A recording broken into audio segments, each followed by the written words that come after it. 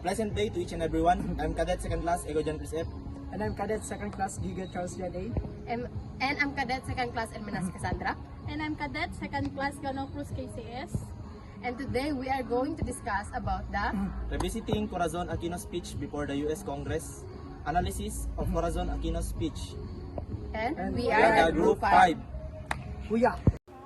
A pleasant day to each and everyone. I'm Cadet Second Class Ecoy Cris F, BSMAR E3 Alpha, Group 5 reporter. And our topic is all about revisiting Corazon Aquino's speech before the U.S. Congress. Analysis of Cory Aquino's speech. By the end of this lesson, students should be able to understand the historical context, identify the purpose of the speech, analyze the key ideas and themes, determine audience and the tone. At the end of this module, I'm going to play the video of Corazon Aquino speech in the U.S. Congress. So the first is introduction. September 18, 1986, Corazon Aquino addressed the United States Congress in Washington, D.C., making a defining moment in the Philippine-American relations.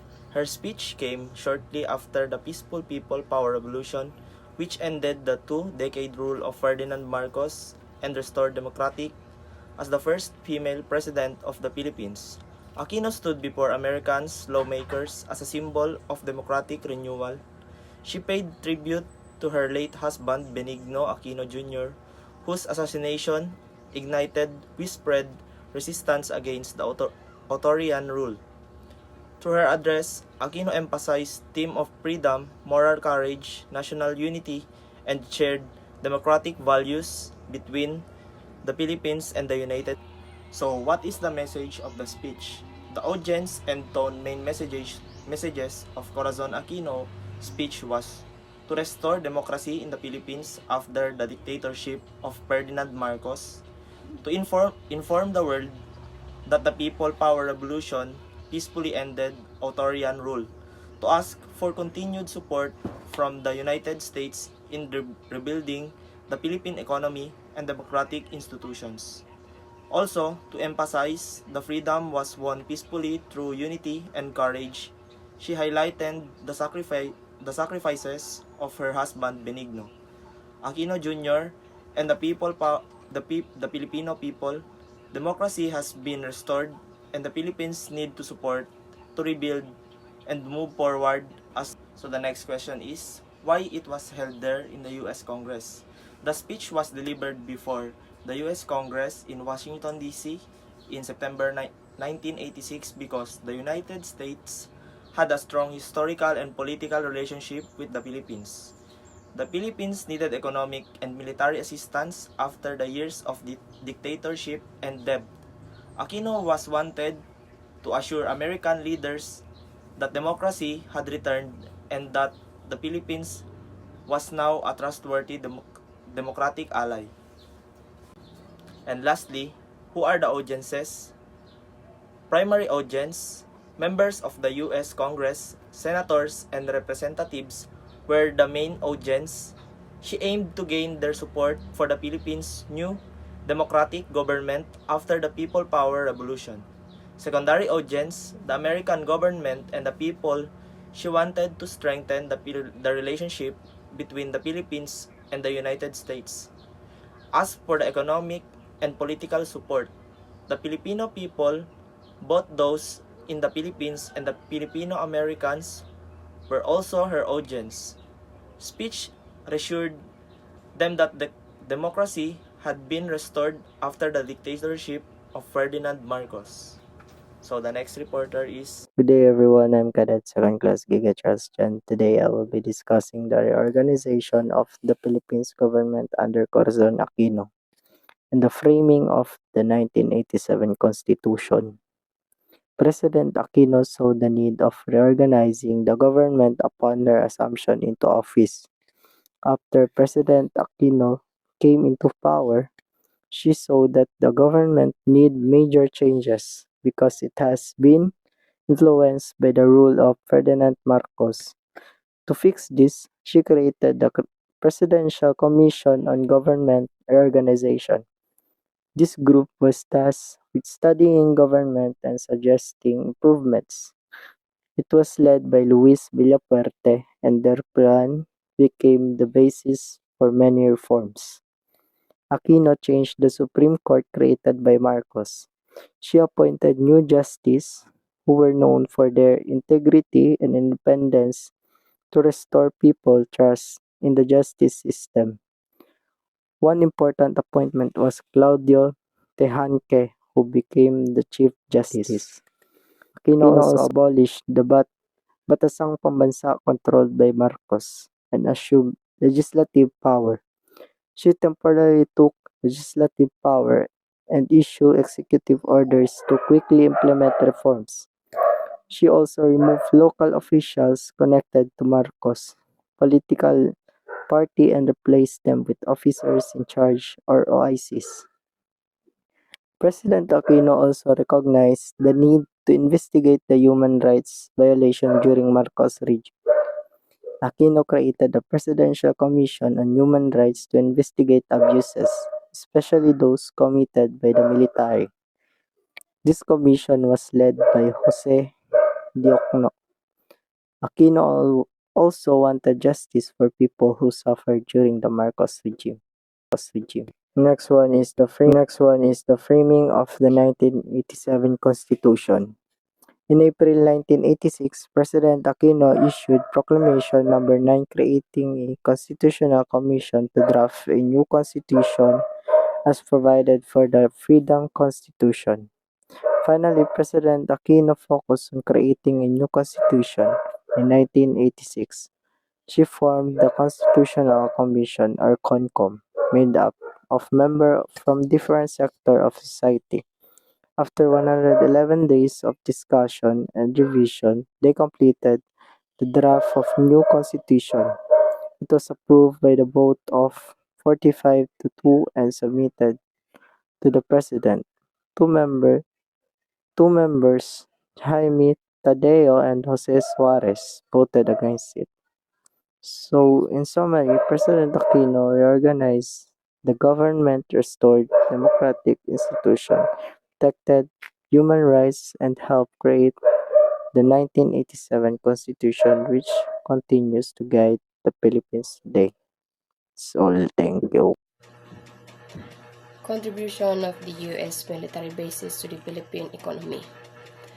The economy of the Philippines benefit in several ways from the bases. First, there are substantial annual economic benefits created by the American facilities in the form of direct and indirect jobs and over $1 billion in military spending added to the economy. Second, the U.S. security assistance enables the Philippine government to allocate more of its budget to other priorities, such as health and education. Third, the bases contribute to regional stability, providing the Philippines and its neighbors with a peaceful environment in which to concentrate on economic development. As of 1989, the American facilities in the Philippines employed 20,581 full-time workers, 564 domestics, and 1,746 concessionaries for a total direct employment of 42,265 Filipinos. Annual salaries for Filipino workers totaled $488 billion, about $1.658 million. The second largest payroll in the Philippines after the Philippines government itself. Employees at the bases represent a broad range of skills and unskills, like labor from the laborers to lawyers, machinists to meteorologists to technicians. Wages based on surveys of leading the Philippine companies are apparently very attractive producing an average of 40 applicants for every job opening and very low annual resignation rate of 8%. So the U.S. military bases help the Philippine economy by creating thousands of good-paying jobs and bringing in over $1 billion of the spending each year. Because the U.S. provided security support, the government could use more of its budget for education and health. The bases also help keep the region peaceful, allowing the country to focus on economic development. Ratification of the 1987 Constitution. The draft of the 1987 Constitution was submitted to the people in the February 2, 1987 plebiscite for ratification. About 86% of the 25 million registered voters vote in favor of the new constitution. It was reported as the biggest election turnout to the political history of the nation. The official count of the Commission on Election showed that there were 17 million yes votes, while the no votes had only 5 million. The big turnout of the yes votes confirmed the massive popular support for President Aquino. On February 11, 1987, President Aquino issued Proclamation number 58 declaring that the new constitution has been approved by the Filipino people and is therefore full force and effect. On the same day, President Aquino and the other government officials pledged allegiance to the new constitution.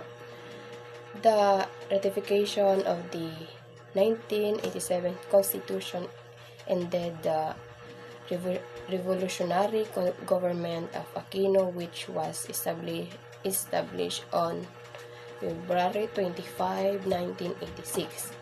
It heralded the restoration of the Philippines to a full democratic form of government for the first time after the Marcos dictatorship. So the 1987 Constitution was approved by the people in a February 2, 1987 vote, with 86% saying yes. This showed strong support for the President Aquino. On February 11, she declared the Constitution in effect, ending her revolutionary government and fully restoring democracy after the Marcos. 3 years ago, I left America in grief to bury my husband, Ninoy Aquino. I thought I had left it also to lay to rest his restless dream of Philippine freedom. Today, I have returned as the president of a free people. In burying Ninoy, a whole nation honored him by that brave and selfless act of giving honor. A nation in shame recovered its own. A country that had lost faith in its future found it in a faithless and brazen act of murder. So in giving we receive, in losing we find, and out of defeat we snatched our victory. For the nation, Ninoy became the pleasing sacrifice that answered their prayers for freedom. For myself and our children, Ninoy was a loving husband and father. His loss 3 times in our lives was always a deep and painful one. 14 years ago this month was the first time we lost him. A president turned dictator and traitor to his oath, suspended the Constitution, and shut down the Congress that was much like this one, before which I am honored to speak. He detained my husband along with thousands of others, senators, publishers, and anyone who had spoken up for the democracy as its end drew near. But for Ninoy, a long and cruel ordeal was reserved. The dictator already knew that Ninoy was not a body merely to be imprisoned, but a spirit he must break. For even as the dictatorship demolished one by one the institutions of democracy, the press, the Congress, the independence of the judiciary, the protection of the Bill of Rights, Ninoy kept their spirit alive in himself.